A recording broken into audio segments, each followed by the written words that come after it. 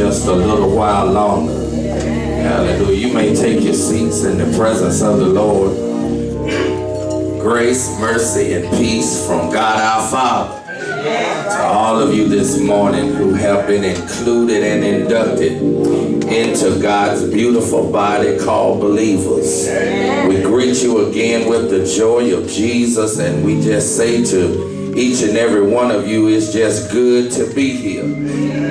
Somebody said it's good to be anywhere as long as you're alive. Amen. And then I heard someone else say it's always better to be seen than to be viewed. And so we thank God for the opportunity to be seen this morning and to see you as well. Thank God for your very fine pastor and my dear friend, Pastor Robert O'Neill and the First Family. Come on, let's give God praise for them.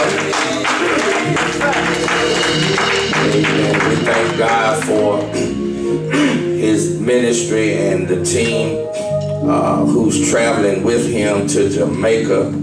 And we pray fervently for their safety and for God's purpose through them to be fulfilled in a tremendous way.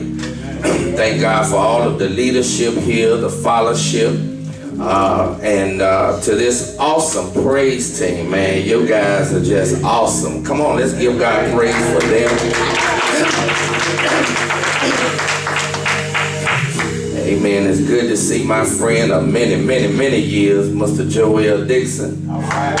Amen. We go way back. I'm gonna tell y'all real quick. First time thank you, sir. First time I met Brother Joel, I was pastoring a church down in Windsor, North Carolina. Our service was at 11 o'clock a.m. And then there was another church I stepped in for a pastor who was dealing with a very difficult situation, and I would meet with them in the afternoons. And so I was preaching at a church about 30 miles out, and we had agreed to bring the choir, and it was probably what that day, Joel, probably about 25 or 30 people in the choir, and then have a musician. I called a friend of mine in Greenville. He said, do you know a guy named Joel Dixon? I said, no, I don't know him. He said, well, let me give you his number. So I called him, and we talked that night on the telephone a couple of hours. And he showed up that next afternoon, had never seen me, never seen anybody in the choir or anything. And boy, if we didn't have a time in that church on that afternoon. And that's been about 16, 17 years ago. And we've been doing ministry together ever since. And so I just thank God for him. There's a word that we want to share on this morning. It's amazing how you can prepare for weeks and then something will happen, and you know God will providentially and prophetically throw a monkey wrench in your preparation and give you something else. Amen. Can you turn me up just a little bit right here? It'll help this post-nasal drip that I struggle with. Amen. Oh yeah, that's good right there. Come on and stand on your feet if you don't mind. Go with me to Genesis chapter 8.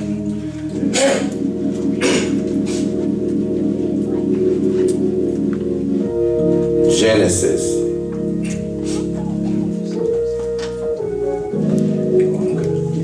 Thank you, sir. Genesis chapter 8. And go down with me in verse 20.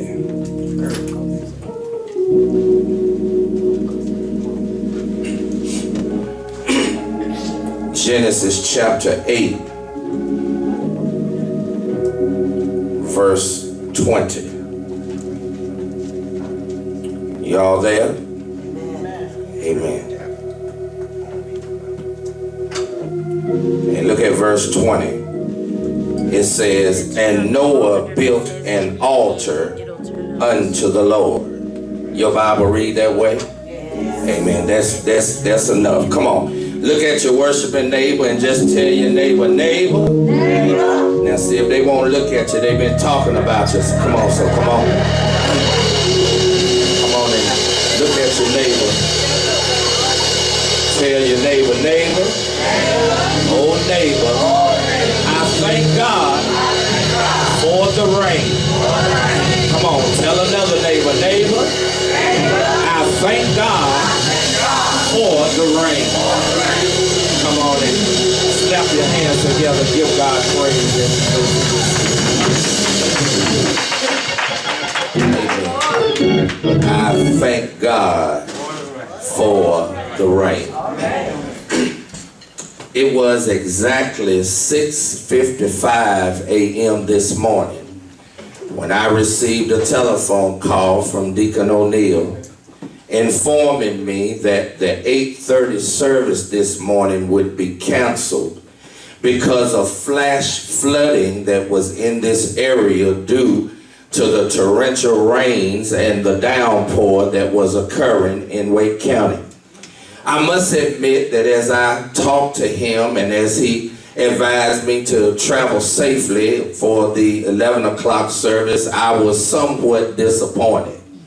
Because for weeks I've been looking forward to being here at Shepherd's Way to worship with my friends. And then the Lord began to remind me of how he works in mysterious ways. And how that even sometimes when we are disappointed about a particular thing, how important it is to be mature enough to understand how to thank him and appreciate the circumstances that you're in. It might not be an ideal situation. Things might not go according to your plan and your timetable, but God has a powerful way and a prophetic way of putting things in place to make sure that he gets glory in it all.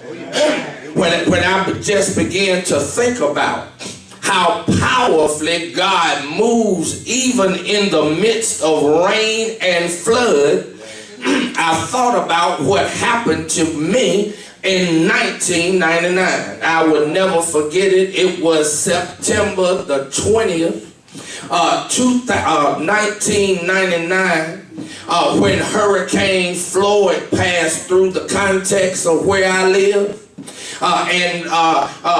It came through and we got all this wind and we got all of this rain, and God spared my dwelling and my family and all of that. But I remember coming out of the house early that morning, standing in my front yard watching the water beginning to rise around my house.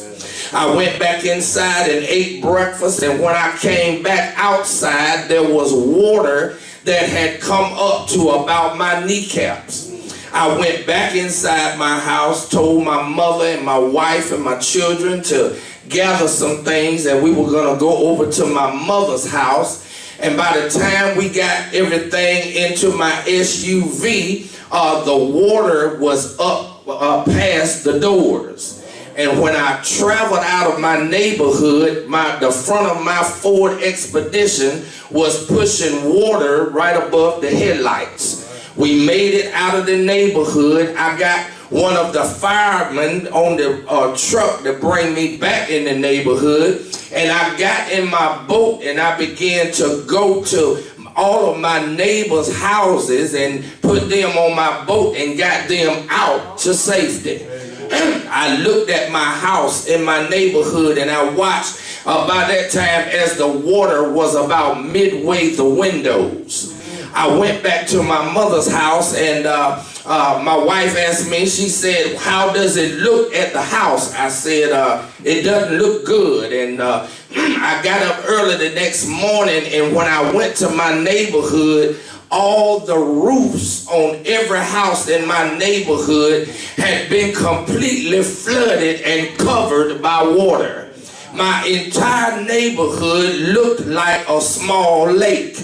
And so after several days, the water began to recede. The water began to come down, and I was totally devastated. I lost everything. Once it got down low enough for me to go in my house, I went in there with water up to my armpits, and everything was lost in my house. And I came outside and I stood in my yard, or waited in my yard rather, to get back in my boat to go back out to where my vehicle was parked, and I began to talk to the Lord. I said, God, I don't understand. I haven't been in this house very long, and now all my furnishings are gone. All of my clothes are gone. The kids' stuff, it has been destroyed, and I don't have the money to replace all this stuff.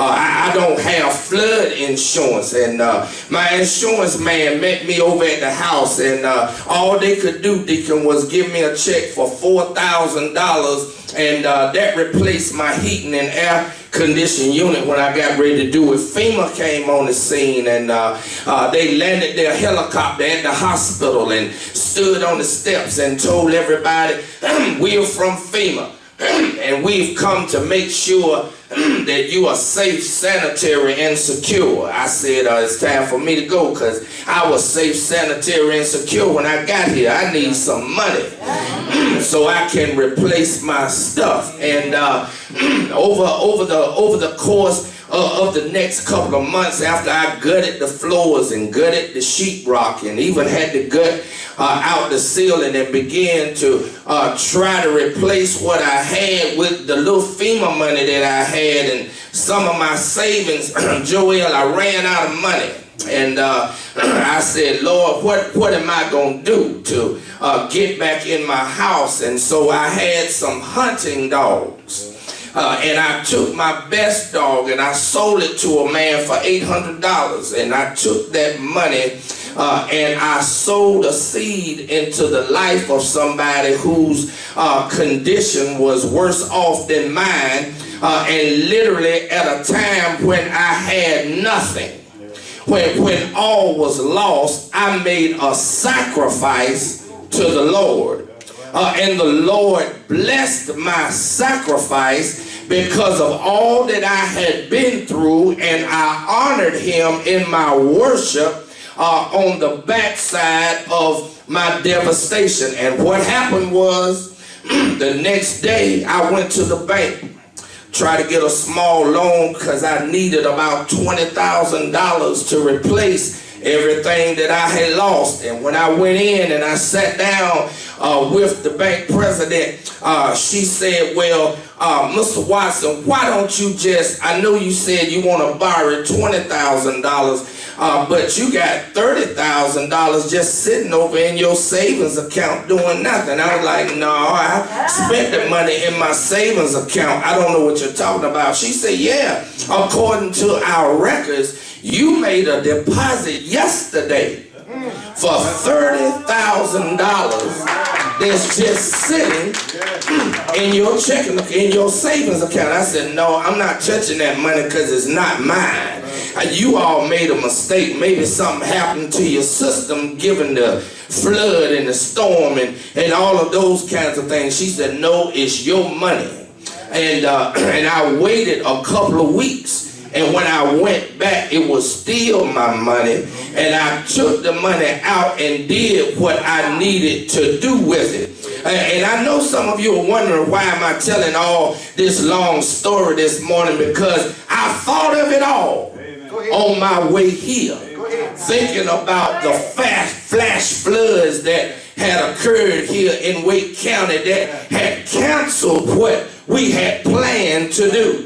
But in the midst of what God is canceling, we need to understand how to be mature enough in our walk and in our relationship with him, that despite what we lose and how we lose it, we can still thank God for the rain that falls in our lives.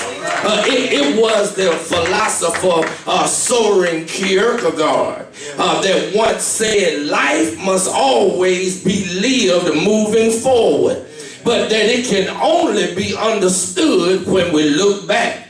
And that's what I did this morning, and that's what some of us need to do this morning. Every now and then, you and I need to just stand still long enough so that we can remind ourselves of what the Lord has brought us through. Now, somebody in here this morning has a testimony of something that the Lord has brought you through. Maybe it wasn't a flood in 99. Maybe it wasn't losing everything the way that I lost my stuff. But you've been through a storm. You've had some rain in your life.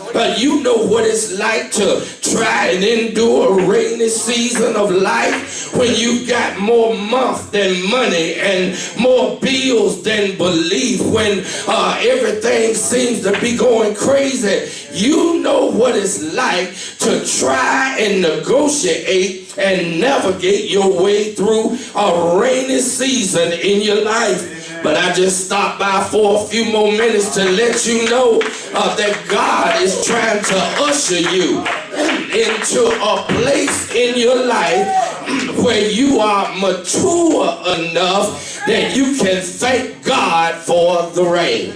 That's all Noah was doing in our text. Noah had been through a flood. He had been through a storm, and he had been through some rain. And at the end of his journey, in chapter 8, his journey begins in chapter 6. But by the time he gets to chapter 8, and the situation shifts and changes, the verse 20 says that he builds an altar to the Lord. And the reason that he builds this altar, it says Noah built an altar unto the Lord and took every clean beast and of every clean fowl and offered burnt offerings on the altar. He gave what he had. He gave all that he had. He gave the best that he had to the Lord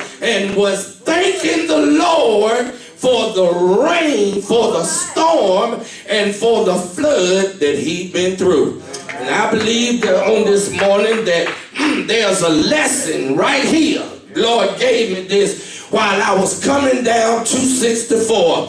He said there's a lesson here this morning in chapter 8 with Noah that helps push you into a place of maturity where you'll be able to open up your mouth and thank me for the rain that's falling in your life. And they are right here nestled in this text. The first thing that I want you to grasp and understand is this. If you're gonna thank God for the rain, the first thing you gotta realize is that God, watch this, always has a strategy for your success.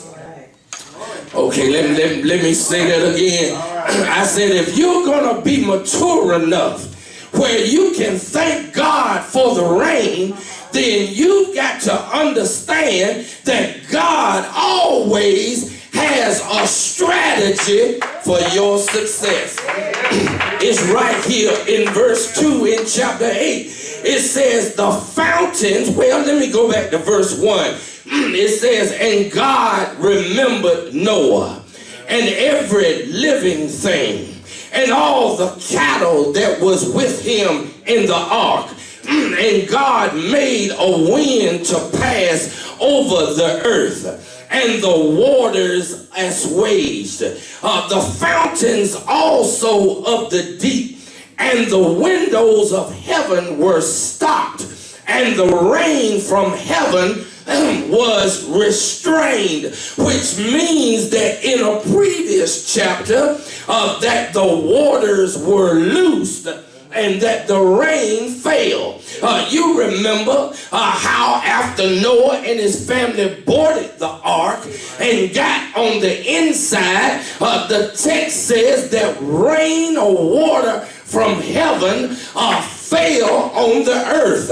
And not only did it fall from heaven, but the fountains deep beneath the earth began to break and burst open, and water flowed from above and water flowed from beneath, which helps me understand that when God has a strategy for your success, he already knows, watch this, how to help you get your stuff off the ground. He's got more than one way to help you succeed in what you're trying to do. Sometimes we look for one thing. Sometimes we look for one way. But God is multiplicitous. God has more than one way to get you off the ground and to help you be successful. Is there anybody in this house who can testify right now that we serve a real good God and he's worthy to be praised? We serve a God that knows how to get things done even when you think it's going to happen one way, but God has another way to get stuff off the ground. He has another way to help you be successful. He has another way to help you accomplish your goal, and you just got to be mature enough to be able to handle the rain.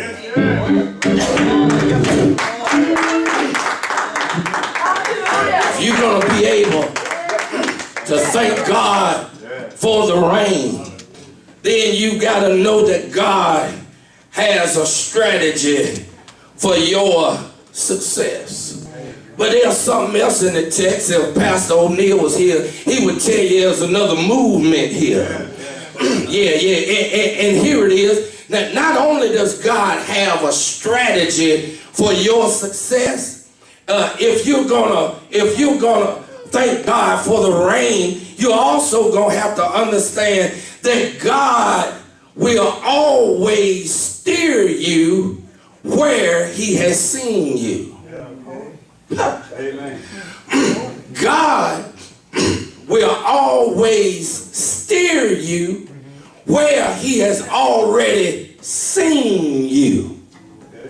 Okay. When you look at the text, you will see from verse 4 all the way down to verse 19, beginning in verse 4, it says, "And the ark rested in the 7th month, on the 17th day of the month, upon the mountains of Ararat." Right. Now, when Noah started building his ark, we don't know exactly where he was, but we do know he was not on top of a mountain. Right. He was most likely in his front yard or his backyard or right down the street somewhere in a valley. Yes. But when the rain came and when the storm came and when the winds blew for 40 days and 40 nights, Noah wound up at a location and a destination at the end of the journey that he never planned for. He never knew it was going to happen. He didn't know it was going down that way, but he wound up on top of the Ararat range of mountains. Now, what's interesting for me is this. Noah was given a set of instructions on how to build the ark. God was very specific on what to do and how to do it. Gave him specific measurements on how tall stuff was supposed to be and how wide it was supposed to be, how many walls, how deep, how many levels, and all of this. And notice when you go back and read the text for yourself, you will notice that God never gave Noah any instructions on how to guide the ark or how to make it go where he wanted it to go. Nowhere in the narrative did God tell Noah to build a rudder or have anything behind it or a wheel to guide it where he wanted it to go.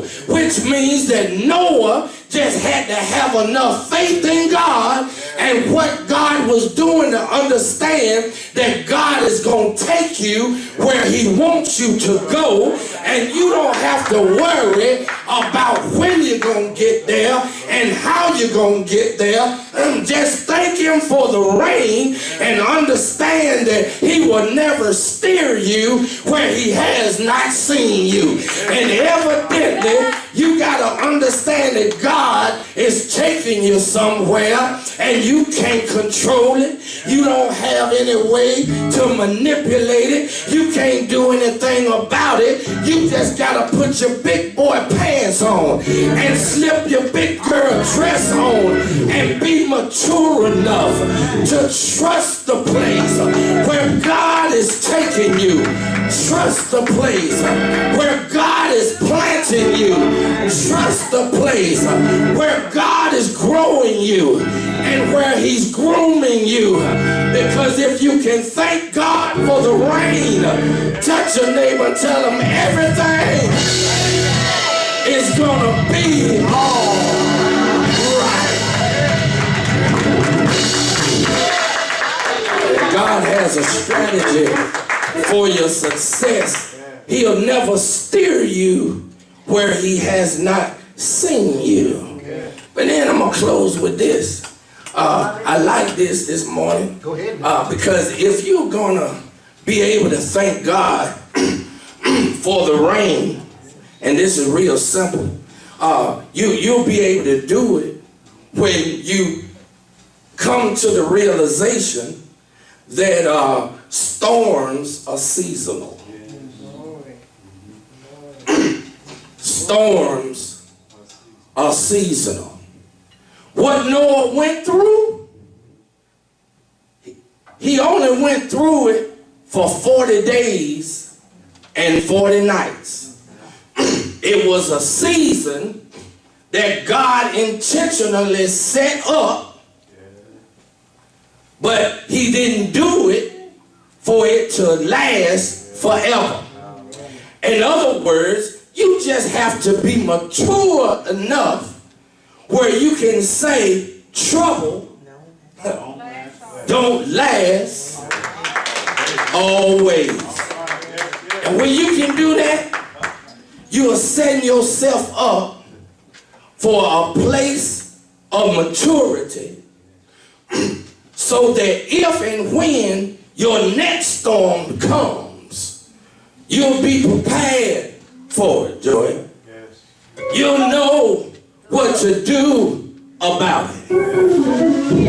I just came to encourage somebody this morning to just understand how to be mature enough where you can thank God for the rain, because storms will come in your life.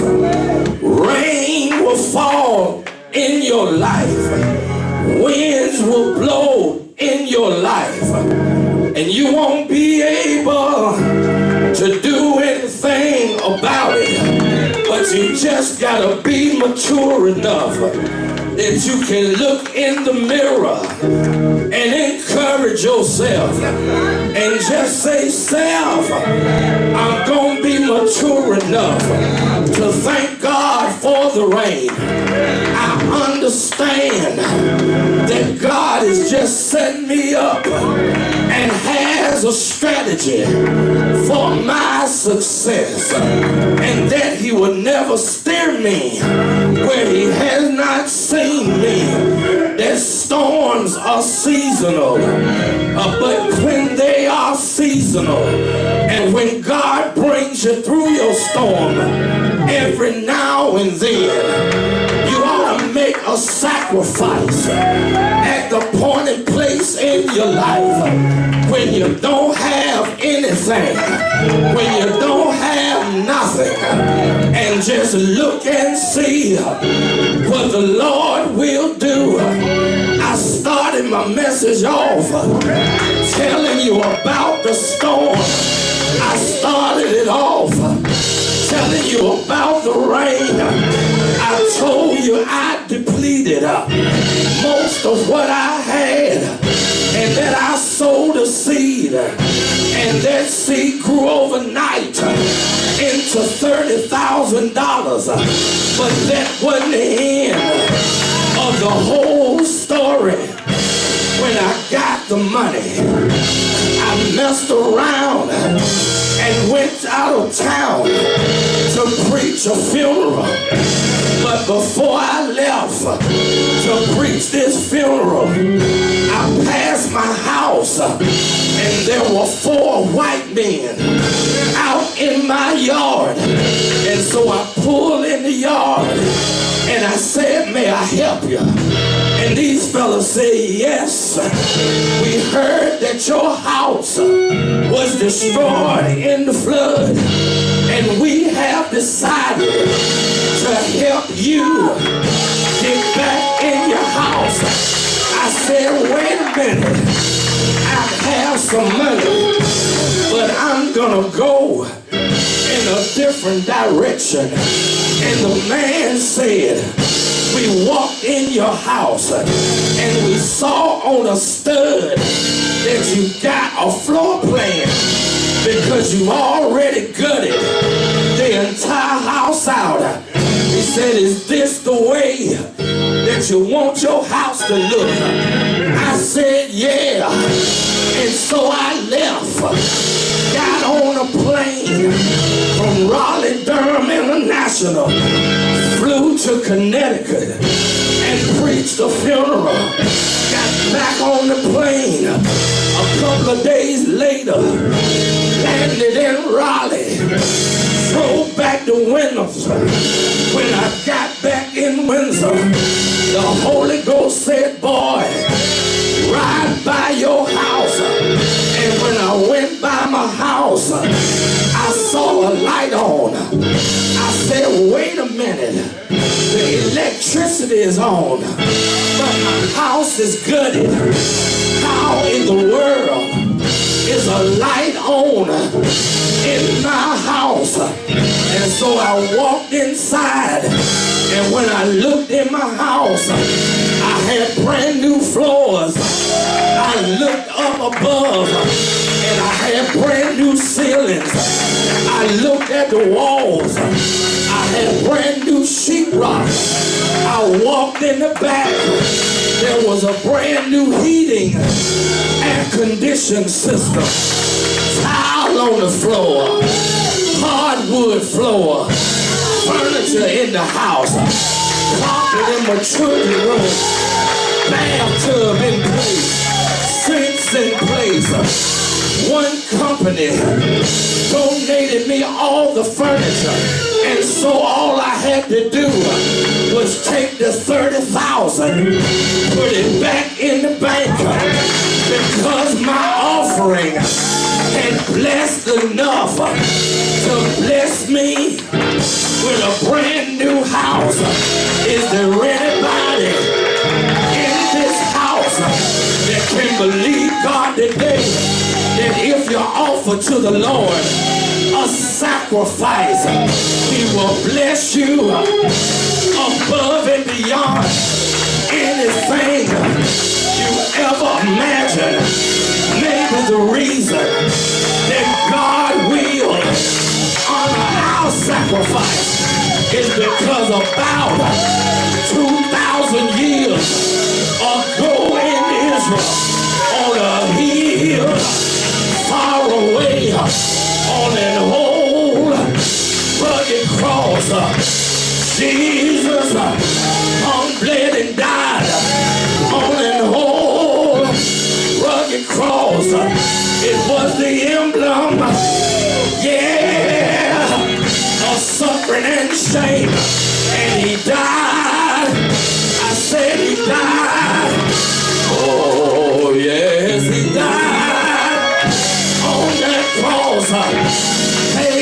grave. All night Friday, all day Saturday, all night Saturday night. But I'm so glad. I said I'm so glad. I said I'm so glad that early. I said early. I said early on Sunday morning.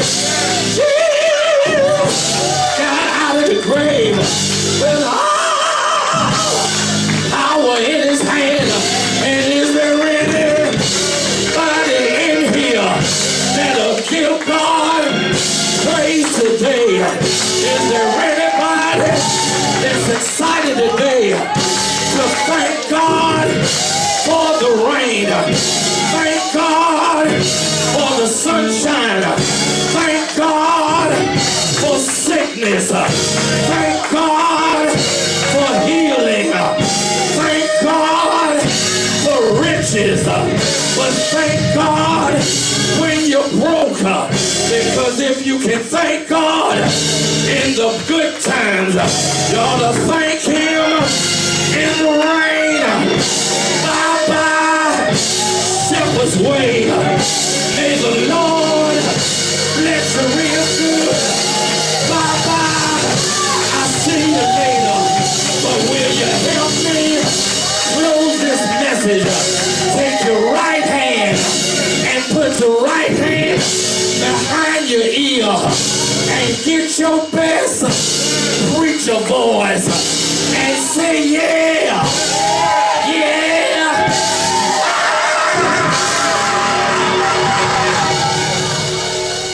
Thank you for joining us on The Shepherd's Voice. Please visit us on the web at swaycc.org. That's swaycc.org. Or visit us on our YouTube page, Shepherd's Way Christian Church. Please join us for our new service times, 8:30 a.m. and 11 a.m.